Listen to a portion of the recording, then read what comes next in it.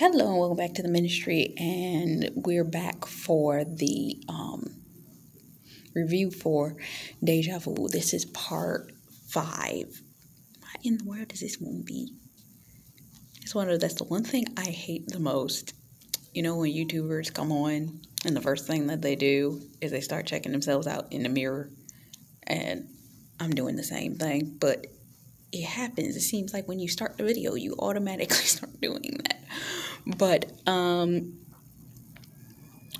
it comes down to it, let's get recapped of where we were yesterday. So, he had sent the note through. You and your God ordained spouse have been communicating spiritually and passing notes to one another. So when he passed the note through, his friend Larry went to check the doc situation out instead of him, right? So when his friend Larry got there, he ended up getting shot. But Larry put 2 bullets in the guy's car window before he got shot and killed. He put Larry in the car, and then they had to take the goggle rig because that was the only way they could keep track of him while he was moving. So Denzel's character said, okay, fine, I'm going to get in the goggle rig and I'm going to drive it. And he said, where's the goggle rig? He said, they said it's in the passenger seat. And he said, the keys are in the car. It's like, okay, so he runs out and he tries to get in the car. That's where I left you off at. So, after that, let's see. He gets the goggle rig and starts to drive. He has to go on the, it's called a Crescent City Bridge in that movie. So he has to take the bridge, but he has to get there first because he has to make sure that he's in alignment with what their video footage has. So he's not too far away from that. So, and it was only about a 3-mile radius, I think, that the video content could go. So they have him go on the freeway. As he's going, as you recall, I was telling you that he can be heard on the speaker. As he's driving, as your God-ordained spouse is driving through his life, he has a specific vehicle that he's using in order to get through his destination in the places that he's supposed to be going. But since he has opened his spiritual eyes, which would be the goggle rig camera that's on one side of his glasses, he now sees spiritually and naturally, okay? So he has his spiritual eyes that are now open, so he's following this. But because what's imperative is what's going on in the spirit and not in the natural, he's not focused on what's going on in the natural. So as he's not focusing on what's going on in the natural, he ends up in a car accident immediately. Your God-ordained spouse did not understand the differentiation between the spirit realm and the natural realm, and the way that he's learning the spirit realm and the natural realm is beginning to cause accidents. So as he's driving on the bridge, he has now created a natural life emergency situation. Any of y'all been seeing 9/11 all over the place? 9/11 is an emergency. Pay attention and hasten. He is chasing this vehicle. So as he's chasing this vehicle, they are yelling at him, "You're losing him, you're losing him." In the spirit, God is speaking. And as he's speaking, like, now, Lord, what do you want me to say here? Give me spiritual wisdom. You can take this in a dual manner. God speaking, but God is not one to speak confusion. But remember, there is a set of authorities that have been also spying in the spirit realm. And in their authority position, they yell and they are screaming and they're doing all of this. God is not one to be loud. But you notice that when you are spiritually off, the enemy will try to cause loud confusion around you. Frustrations, jump scares, all kind of stuff, which is disorienting you. That's what was happening. So he's in the flow of traffic, and he's like, somebody needs to send somebody to the Crescent City Bridge because there's been an accident. They were like, oh, Okay, so he hit something. So when it comes down to this, he is breaking every natural law to do this.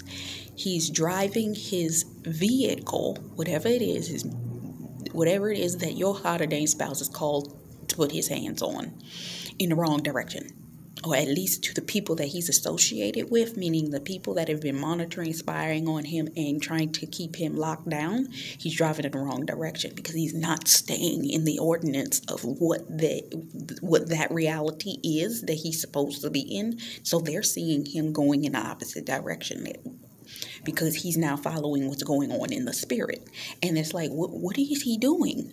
So anybody that's in operation with him or was associated with him in the world that he was in his natural world, they're looking at him and they're saying, what's wrong with him? He's breaking every natural law, meaning he's doing everything wrong to the environment that he had previously been in. He's also, the people around him are looking at him like he's erratic,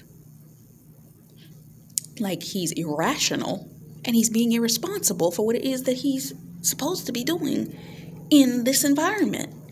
What are you doing? And he's driving in the wrong direction. To them.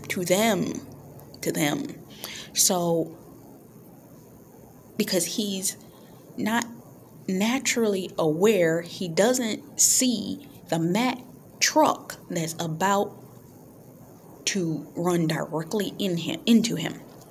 But because his spiritual eyes are open, he sees what's attacking him now. Because Denzel saw the killer directly. And would you look at that? It's raining. But he saw the killer directly. Your God-ordained spouse now knows what has been trying to take him out. He was face to face with it in the spirit realm. He saw it, and in that he became startled. But because now that has happened in the spirit, in the natural, the enemy sends a direct attack towards your God-ordained spouse because he's now spiritually aware. And are you following me? Because that mad truck came straight at his vehicle, and because he was too busy looking at the spirit at what he was seeing, he didn't see it. Okay, so after that,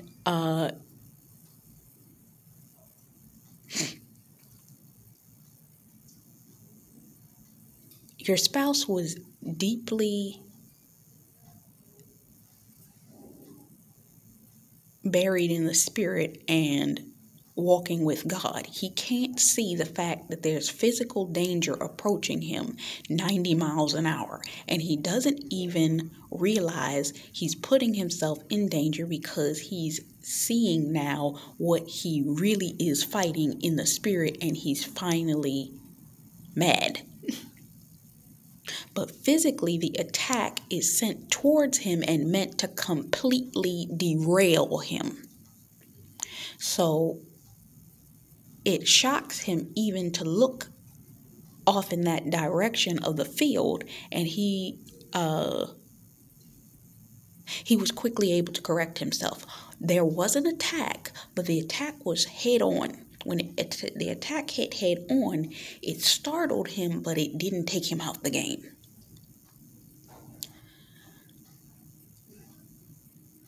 He now can no longer see in the spirit, though. Okay? Which means that he needs prophetic witnesses that God will send, divine helpers that God will send, and the Holy Spirit, Jesus, God, to speak to him to get him back on track, because now he can no longer spiritually see. The goggle rig's broke. He can't see in the spirit. But because he can't see, this is the moment where Saul is on the road to Damascus, and this is day 2 of being on the road to Damascus, which means he can't see. Remember, Saul was blinded for 3 days. Are you following me? So he can't see, so he has to rely on the voice of God, angelic assistance guiding him. And now the enemy knows he's getting close, and the physical easiest route to go is now blocked. obstructed, and he has to find a different route. He has to find a different route. He does not know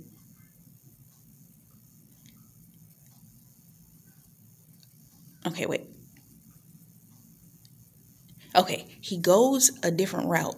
So God put him on a detour because he couldn't go the route that he wanted to go, so he had to be put on a detour. When he's going on this detour, he's back in the flow of traffic. So he visibly looks like he's going back in the right direction now. With him going back in the right direction, but God needed to take him off of the beaten path. I'm going to need for you guys, if you're paying attention this far and you're catching what I'm putting down, I did a podcast. You can pick either one. I'm not sure which one it shows up on first or if it has played yet. But I talk about the spirit. I talk about in the spirit what it's like to go through your valley situation. Let me see if it's up. Hold on. Yeah, I have the podcast, but the episode has not yet aired. Where I talk about going through the valley. Did I talk about that yet on the ministry? I'm not sure. I probably did, but I don't know which what's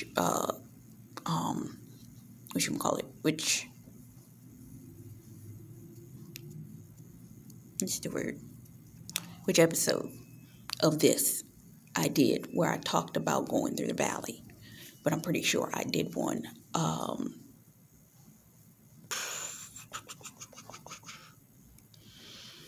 But it's a process. You got to go walk through a valley situation. And that is what your God ordained spouse is doing. He's walking through his valley. So because of that,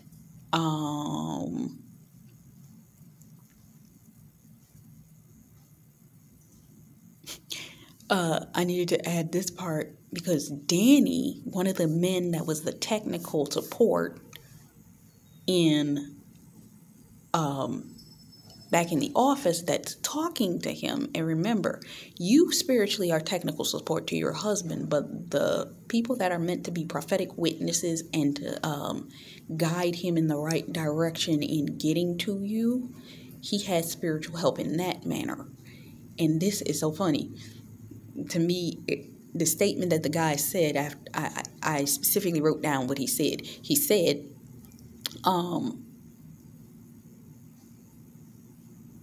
I don't know what else to tell you, but I feel very close to you right now. In him seeking God closer, it brings him closer to the Lord and Jesus.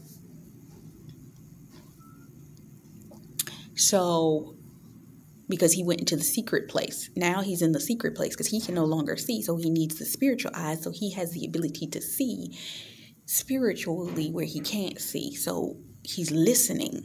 Oh, Trust and Obedience Ministries did a word where she was talking about that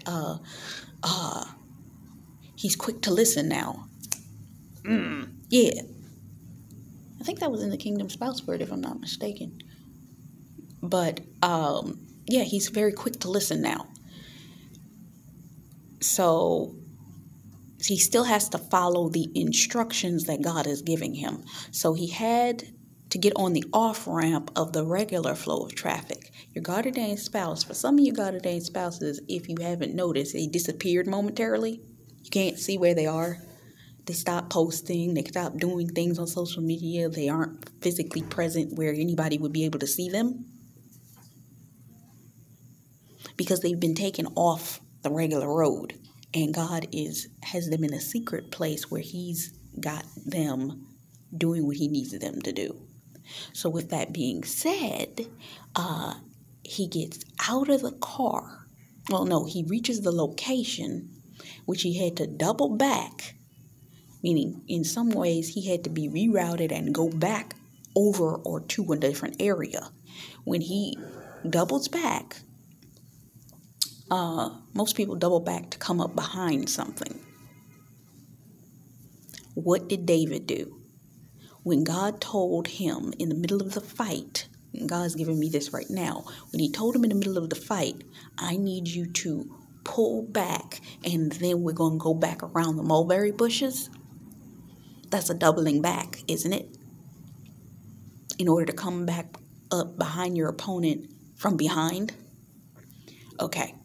So he gets out of the car because he's reached the location, and they tell him, take the backpack, which is the jerry rig, to the goggles so that they don't lose power, so they can keep guiding him of where to go.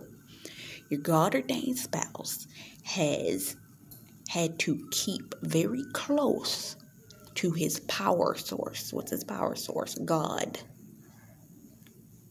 And by having that power source, even though he can't see, he's still physically able to hear it. You understand what I'm saying? So he's walking. Your God-ordained spouse needs to stay close to the power source to continue to get instructions and get the instructions of where to see in unknown territory. Because where he's going, he doesn't know or understand what he's seeing and or doing. What he's seeing is a building that is exploded with an ambulance inside it. Spiritually, hear me with your spiritual ears. There has been an emergency. A lot of you, if you've been seeing 9/11, meant pay attention, and a transport vehicle was inside of the burnt building. There's a hastening to an emergency.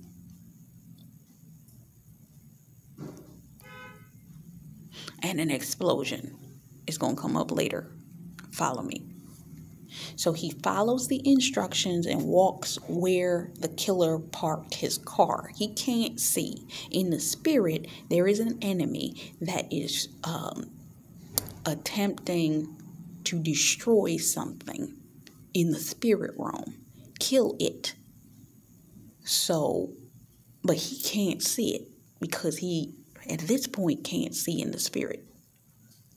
So Doug said, brace yourself, because when the killer took the body out and put it on the ground, he sees the diesel fuel they're watching as the diesel fuel is being poured out. Now, this can go in dual ways. Something in your God-ordained spouse's life is being killed, is being destroyed, okay? And with this thing being destroyed,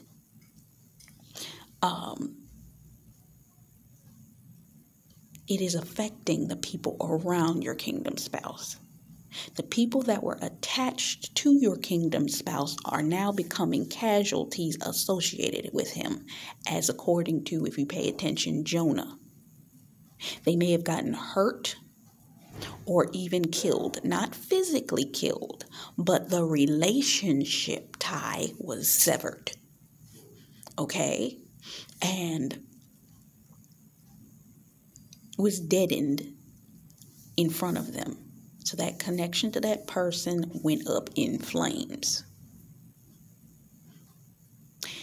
Doug was literally telling them, be careful because you're about to witness a murder. So they watched. Some of the people associated with your kingdom spouse can only watch in awe as these things happen, because in some cases it's God taking these relationships out, and they can't stop whatever plan it was that they thought that they were interfering with in God's way in order to block off your spouse. You understand what I'm saying? So,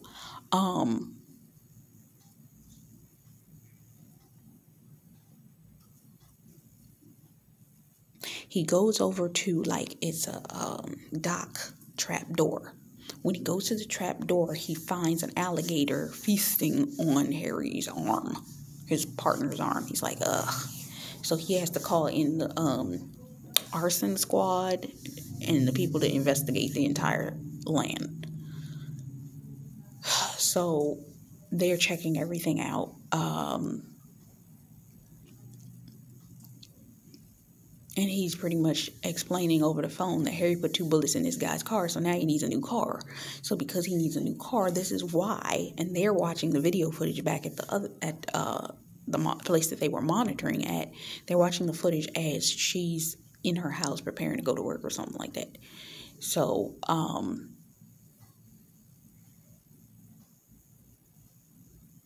he gets informed of a lead of the location. The bomber,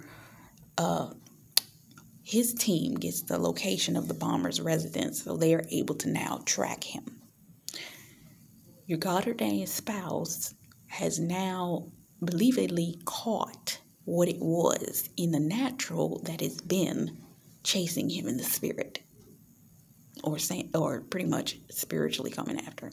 This individual would be the murderer, okay? But catch this, watch. The murderer is Satan, if you haven't figured that out. So when they get him, Doug is questioning him. Your God-ordained spouse has had either a visitation or had a moment of revelation of what Satan has been doing. Okay? I remember listening to a minister actually say this, Apostle Youngblood. Love him. He was talking about he had an experience over a shut-in that he had done in his church, that he actually had a moment where he got to sit face to face in the spirit realm with Satan and talked with him for, I don't remember how long he said he talked to him, but he got to ask him some questions. When I see this scene, that's what it reminds me of. Follow what I'm about to say. So,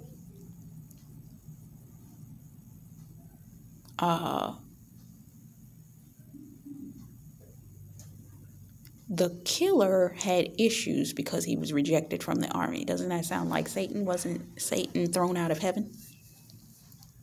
The boating attack was about the government, that the man said. The devil attacked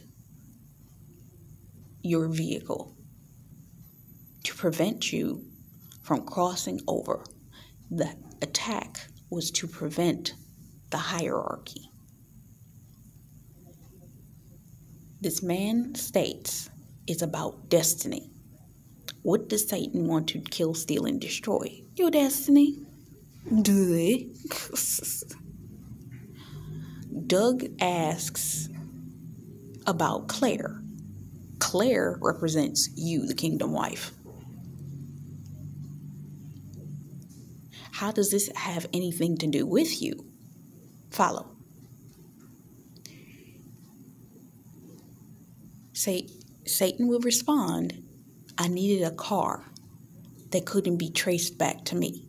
Satan wants your vehicle, and he wants to destroy your means of transportation, your business, your ministry, and what you are putting your hands to for God. He wants to infiltrate it and use it for his own means.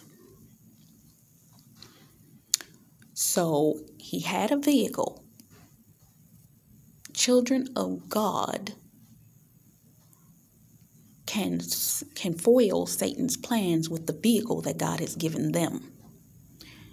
Doug asks, why did you just not do the same thing that you did to Harry to Claire? He responds, I needed her to look like she was a fairy victim, so a bullet through the head wouldn't that not have given it away? I wanted her house.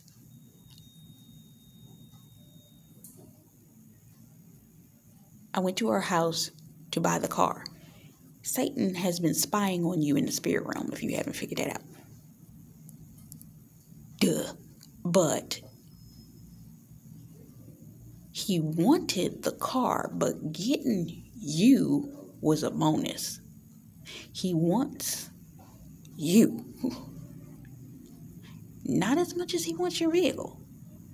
He wants you because of what you can do when you connect with your kingdom spouse. So what is it that Satan wants to do to the kingdom wife? Satan comes to your spiritual house and he tries to mess with your head. Remember, it's a battlefield of the mind. Next, he takes her from behind. He attempts to sneak up behind you. Satan and his minions are monitoring you in order to what? Sneak up behind you, right? Next, he tapes her mouth. For the people that are voices and mouthpieces of God, I literally just got out of a challenge for 2 weeks that they were trying to help children of God voice get out. For those of you that have been following my channel, you know that my channel doesn't have that many subscribers on it because it's an attempt to stop my voice from getting out.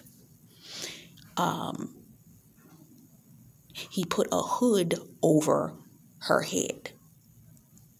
334 means bound and shut up. He wants to take your sight. For children of God, I can't tell you how many people have had issues with their vision. Dr. Jolene Whitaker told a story of, as a child, there was an attempt against her vision that she should have been blind. There's another woman that I was in a course with my coach, and she tells a story about how a flash fire went off in her face, burned her face up, and thankfully to the grace of God that she healed, and she does not look like what she's been through. The woman looked gorgeous, and for having been through what she went through, but it was to take her sight. When I was a child, and even recently, I had a pain hit this eye. When I was a child, about 12 years old, my mother had the TV sitting on the table and the antenna was sticking out. I don't know how it happened, but I managed to step close enough to the antenna that when I turned my head, the antenna hit me right here in the eye. I know a woman who literally, she was working worked for a sewage company, and she was doing the underground work in construction. She had a whole long piece of metal go into, I don't know whether it went through her eye or it went through like that part. The enemy wants to take your sight away. That's what his whole operation is, to take your sight away. Because if you can't see, you can't tell anybody what he's about to do. So he explains that he bound her at the wrists. He tied you up. Have you not noticed anybody that has been trying to do business, or is a business person, or has been putting your hands to anything? It seems like you can't get anything to work for you. It's taking forever for anything to come together for you because you were bound up. He puts her in the car and he took her back to his place. Put the device in her vehicle. For some, the enemy has been trying to set up your business, ministry, or what have you to backfire in your face.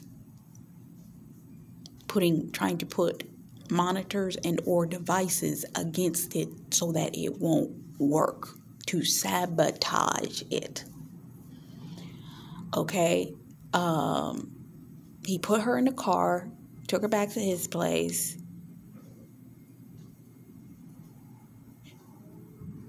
He wants to take you, the child of God, away and destroy you. Doug asked, so what would you do? He said, he said, no, no, you got to tell me what happened after that. I feel like, tell me what happened after that. What happened? So he says, I'll tell you what happened. What happened is you killed 543 people. Let's look up 543 right quick. 543 means disobedience. Properly, someone not persuaded, preferring, and willingly in unbelief. Does that not sound like Satan and or anybody that is following him? Is there anything else for 543?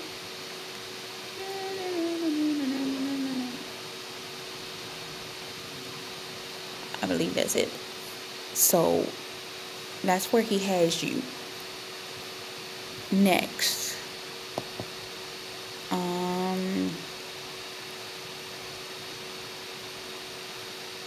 he's telling, these are casualties. These are just casualties of what needed to be done. You think what's coming. You think you know what's coming, but you don't have a clue. Satan thinks that he's in full control of this situation, that he has full dominion of this situation, and he has the ability to stop God's plan in whatever way, shape, or form, because, he's delusional, right? Doug says, but I know where you're going. I know you're going away for a long time.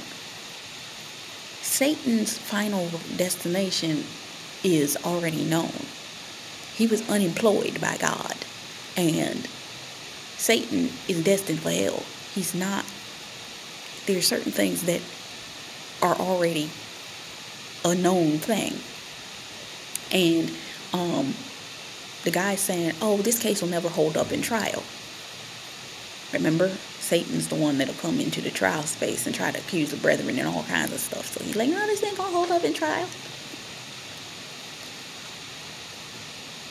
So Doug's like, what's coming? So we like, what do you think is coming, Satan? What do you think is coming? And he's like, I have a destiny and a purpose. Yes, Satan is the Antichrist. That's his destiny and purpose. Satan makes Satan's reason like a man, but God thinks in eternity. Remember, Satan is delusional enough to think that he's a god and that he is not Satan. And he's like, I prostrate myself before the world, going to hell in a handbasket, because in all eternity I'm here and I will be remembered for my destiny, because Satan is delusional and he wants everyone to remember him because he's Antichrist. A bomb has a destiny, which means he wants to blow something up. He wants to make sure. He wants to take control. He's going to do it himself. He wants to put his hands to something and make something to happen, because he wants to be the creator. And because he wants to create, he's saying that, okay, I got to come back.